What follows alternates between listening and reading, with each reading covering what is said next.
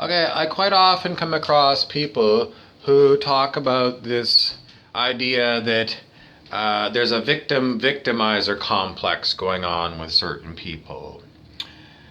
You're playing the victim, and that's why you attract a victimizer. You're codependent with someone who beats you, and you won't leave the person who beats you. So it's your fault that they're beating you.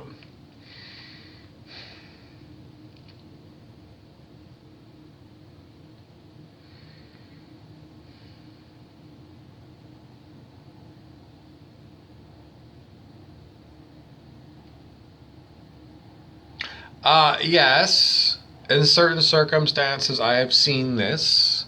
I have seen this where people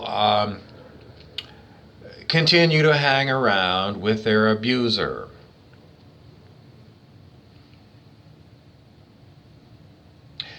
Sometimes you see it with straight people where, they have their fight and their dust up, their punch up, and then they grab all their pack sack full of beer and they continue. So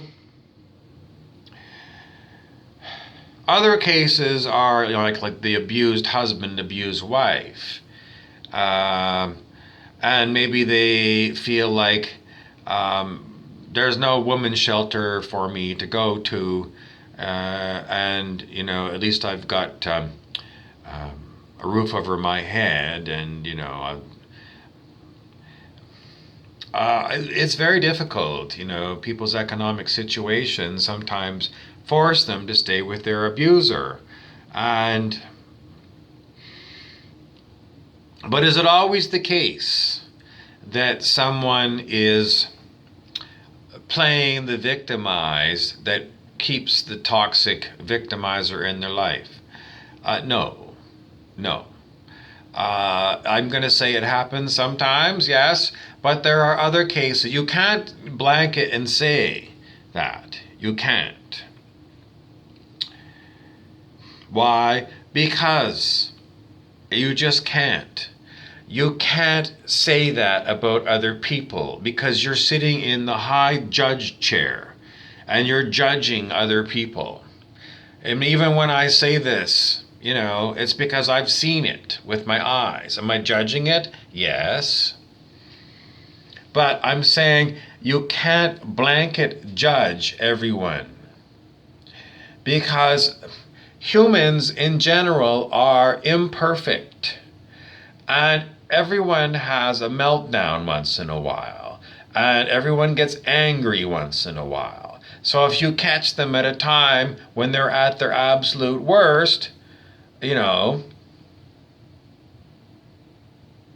that's what I witnessed, well, I'm sorry. If you're walking around as a homeless person with a bag of beer, you're pissed drunk, and your boyfriend's beating you up, and then after you're beat up, you pick up your case of beer, grab another beer, and you continue with your boyfriend, you're codependent.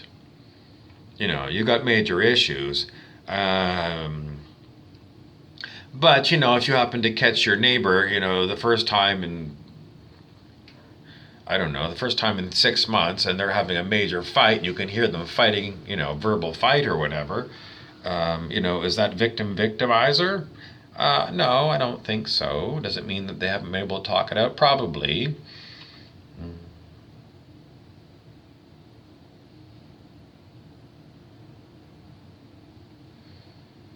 The point of the matter is that because there are so many people on the planet who are highly negative people, are you, being a victimizer if one of these highly negative people gets in your face? It's part of being on planet hell. And how are you going to deal with this person in your face? Well, everyone learns how to deal with people who are in your face.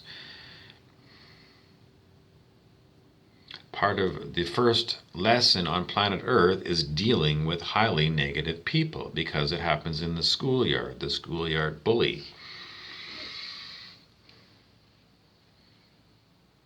My mother told me, um,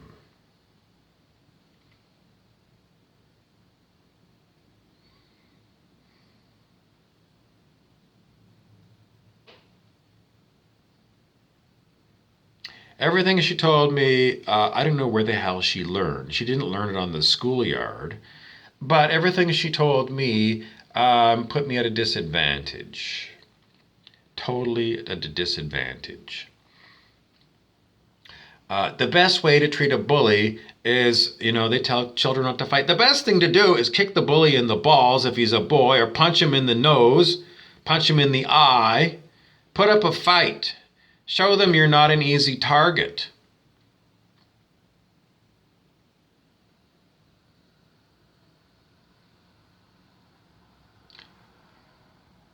I don't know why they take children to Christian churches and they said Jesus said, turn the other cheek and, give them your coat and give them everything you've got, play a doormat. Why do they still teach this at these churches? This is training children to be victims, targets. As you can guess, they took me to Sunday school every Sunday.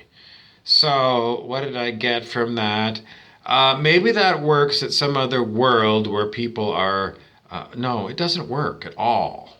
Never gonna work.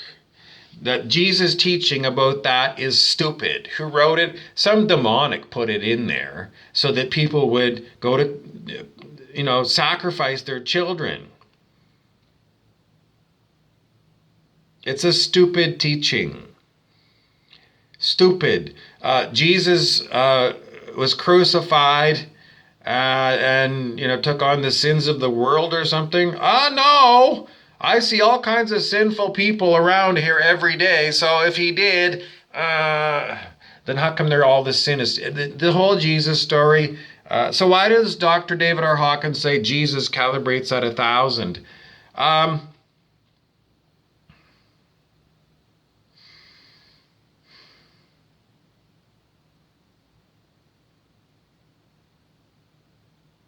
Do unto others as you'd have them do unto you. Be a bully to be a bully. I don't think he meant that. But then again, he was in the temple with a whip. He was whipping the banksters. So, he did. That's the one place where Jesus was very violent. He took a horsewhip and he whipped the banksters. So if you're a banker and you think you're a good Jesus person, I'm sorry. No, Jesus whipped people. But as far as, calibrating at that consciousness level, he calibrated there because his consciousness was very, very high. And what he did was basically what a divinity would do on this planet. Show you that he rose from the dead. The key to that is you are a soul, and after you drop the body, you continue. So he proved it by coming back after he was dead. Did he take on the sins of the world or, free the world from Satan or Lucifer? No. So that is a false teaching. Can you call on Jesus to help you? No. Can you call on anyone to help you? No. What's the best way to help yourself? Self-help books. Try it out. If it works, keep it in your pocketbook. If it doesn't work, throw it away and tell others, don't follow this teaching. I tried it and this is what happened to me. It's good to talk about your experiences with self-help because a lot of this stuff is garbage. Abraham Hicks is a garbage, and people keep going back to that. Oh my God, this vibrational match of a vortex tornado is going to manifest you a Corvette. This is the biggest pile of crap I ever heard. There is so much crap going out there as self-help. But you still have to do self-help. You just got to try it out. Talk to other people and see what works. Power of positive thinking, does it work for you? It would be nice if it did.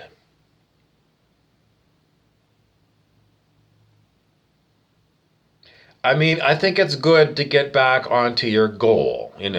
If you've got a good, strong goal, keep coming back to your goal and stay positive on that. And pick yourself up after you've been beaten by the schoolyard bully and go back to your goal. Yes. Does it? Well, anyway, I'm going to leave it at that. Because thinking positive, it's just like keep reminding yourself, despite all of these problems, I'm still going to get up tomorrow and I'm going to go back to do my goal. So that's good. Be kind to others um, as much as you can. Even the nasty ones, yes, as much as you can. Because once you've punched the schoolyard bully in the eye, um, they're still going to be in your class. And, you have to be on your guard with it. And don't get too close to the schoolyard bully after you punch them in the eye. Most likely they're going to leave you alone. So, are they going to turn around and be your best friend? Maybe, but, I would be very wary of it. Who should be your best friend? No one's ever going to stay your best friend for too long. Don't get highly invested in, my besties. It's just the way it is on planet Earth. I'm Harry Weaver.